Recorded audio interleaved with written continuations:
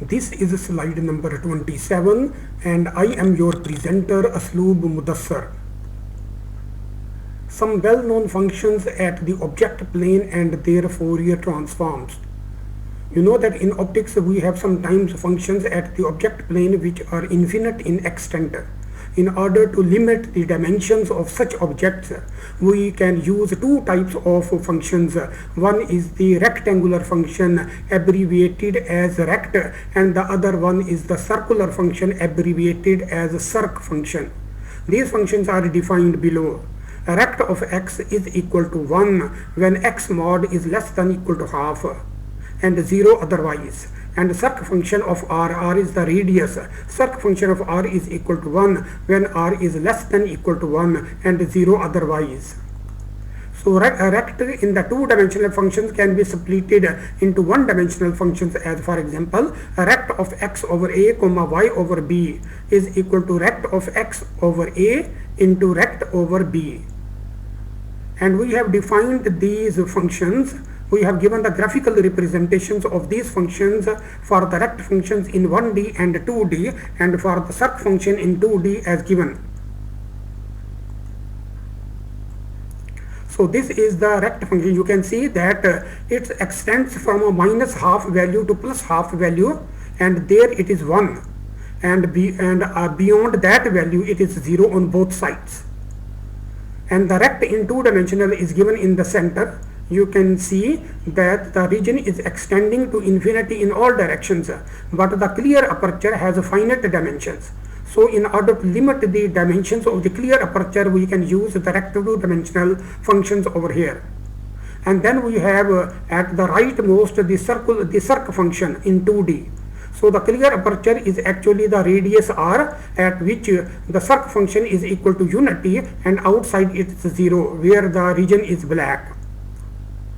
2D rect gives a clear aperture of width equal to a along the horizontal axis and height equal to b along the vertical axis. So here the two dimensions, that is a and b, one is along the x dimensions and the other one is along the y dimensions.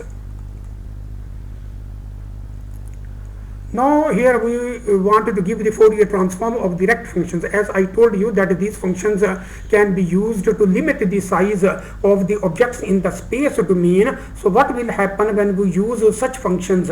We need to calculate their Fourier transforms and see how their transforms look like. For example, here we are evaluating the Fourier transform of the rect of x over a, which is equal to the integral. We are using single integral because we have one variable only, from minus infinity to plus infinity, and the rect of x over a is placed in the within the integral, and then we have the exponential function which always appear as a definition of the Fourier transform, e to the power minus iota 2 pi fx into x dx. Fx is the Fourier variable, x is the space domain variable, and here the integration is with respect to the space domain variable. Now in the rightmost integral in the first row, what we have done is that we have replaced the limits from minus infinity to infinity by minus a over 2 to plus a over 2 according to the definition of the rect function. So x over a will be equal to unity in these limits. So we have put 1 in the argument for the rect function, and we have used the dimensions from minus we have used the limits from minus a over 2 to plus a over 2, where the rect function is 1, and beyond these limits the rect function is 0.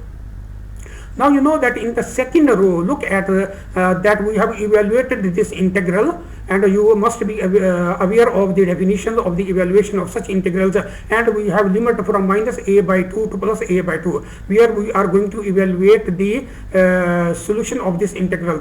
So putting these values, we have this function, you know, that in the parentheses. And we can convert this one into very useful function, that is a sine function. So this is actually the sine function. So we have a over pi into fx into a multiplied by the sine of a pi into fx into a. Now what we are going to do is that we want to write the sine function into another useful function. So we have done some tricks over here. We have divided the sine pi fx over a divided by pi f x over a from its coefficient, and then we have left with a as a coefficient of this numerator and denominator expression. Then you know that we can express this equation, that is the sine of this divided by this is equal to sinc function. So we have the integral evaluated as equal to a into sinc of a fx. And below we are giving you the definition of the sinc function. Sinc of x is equal to sine of pi x over pi x. So remember this definition. This is what we have used, this definition, in order to convert the sine function into the sinc function.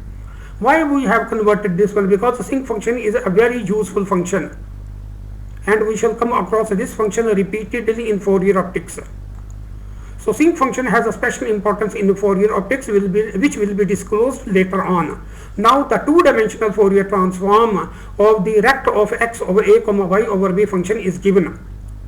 Here we are going to evaluate the two-dimensional Fourier transform of the rect as given, you know. So Fourier transform, this is the Fourier operator which is operating on the rect of x over a comma y over b, and on the right hand side we have given you the definition of the Fourier transform integral, and embedded with there the rect function of two-dimensional rect function which is x over a comma y over b. Now we can convert this rect two-dimensional function into two single dimensional functions, that is rect of x over a multiplied by rect of y over b. So here we can, why we have separated the two-dimensional rect into one-dimensional rect function is that because we can separate the variables, and the integrals with respect to x and with respect to y can be separated. So here in the third row we have separated the integrals around the rect of x over a and another integral operating on y over b. And the limits again from minus infinity to plus infinity on both integrals. Now we are changing the limit from minus a by 2 to plus a by 2 on the left integral, and setting the rect of x over a equal to unity. And similarly on the right integral we are changing the limits from minus b over 2 to plus b over 2 and setting the rect function equal to unity. Again, you know that we have evaluated the Fourier transform, evaluated the integrals of these functions earlier at the top. For example, over here we have given the Fourier, we have given the integration of this one. Now what we are going to do is that we are substituting these integrals with their evaluated values. So the second last row is a into sinc of a into fx multiplied by b into sinc of b into fy. So these two can be combinedly written as ab as a coefficient of sinc of a into fx and sinc of b into fy. So you know that this is the two sinc functions appear in the two-dimensional rect functions. Now we would like to show the plots of these functions.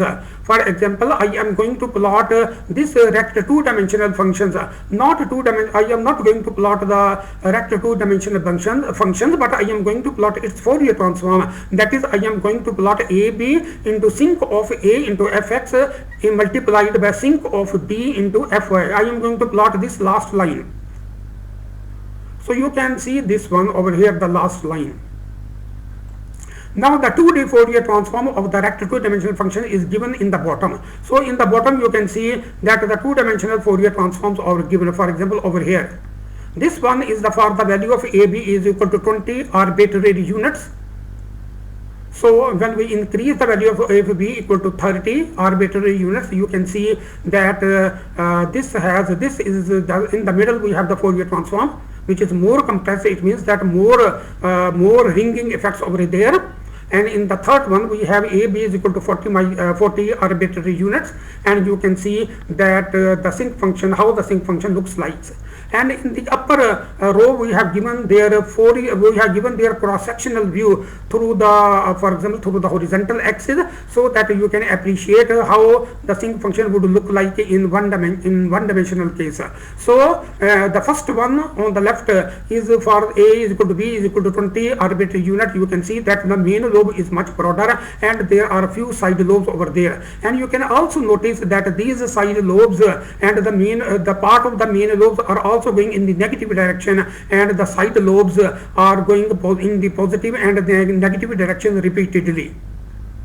Now for in the middle cross-sectional view, you can see that this is obtained for A is equal to B is equal to 30 arbitrary unit. You can see that the width of the main lobe is narrow over here, and the side lobes have increased. The frequency of the side lobes is also increased. And in the third row, you can see that the main lobe has narrowed down, and the side lobes are also appear with greater frequency. So actually, these are the Fourier transform of the sinc function. With you can see that how the special frequencies of the side lobes would change when you increase the values of A and B, and at the same time you can look at the main lobes. The main lobes are going to narrow down when you increase the values of A and B. In the optics, these are very important functions, that is the sinc functions are very important, and the advantage is that if you are using a sinc function on the left one which has broader main lobe, then the resolution is compromised. But if you are using the sinc function which is on the rightmost, then this function will give you improved resolution. So the main lobe will give you the resolution of the system, and the side lobes will control the contrast of an image, whereas the main lobe will control the resolution of the quality in an image. So this is the end of slide number 27.